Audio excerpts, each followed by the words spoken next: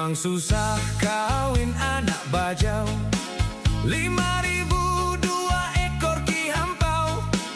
Lepas kawin tidak disuruh kacau, kerana unsutnya mahal melampau.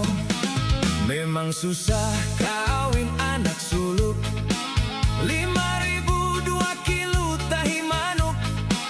Lepas kawin di luar duduk-duduk, kerana bininya rupanya bantut arui.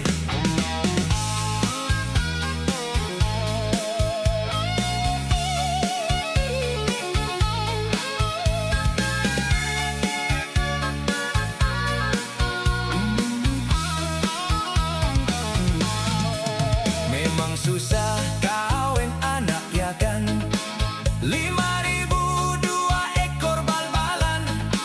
Lepas kawin tidak boleh kau arui, kerana bininya rupanya pondan. Memang susah kawin anak bugis, 5.000 2 karung ikan bilis. Lepas kawin tidak boleh masuk bilik, tengah malam dia disuruh cari sayur pakis.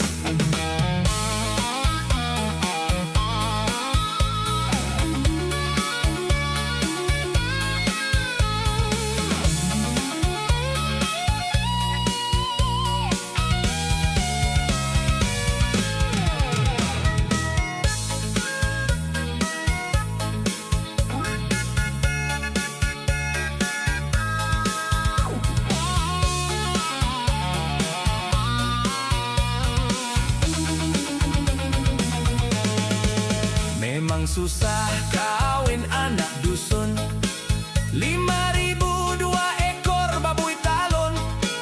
Lepas kawin tidak boleh kau cium-cium, kerana mulutnya bau biah lason. Memang susah kawin anak Jawa, 5.000 2 kilo tahi kura. Lepas kawin tidak boleh panggil mama, kerana dia adalah kakas dihita. Memang susah kawin anak Arab, 5.000 2 ekor eroh kakak. Lepas kawin kau tidak boleh teriak, kerana bininya kurus biah tengkorak. Memang susah kawin anak Timur, 5.000 2 ekor bangkai orang timur. Lepas kawin di luar mak onggol-onggol, kerana bininya takut dirogol.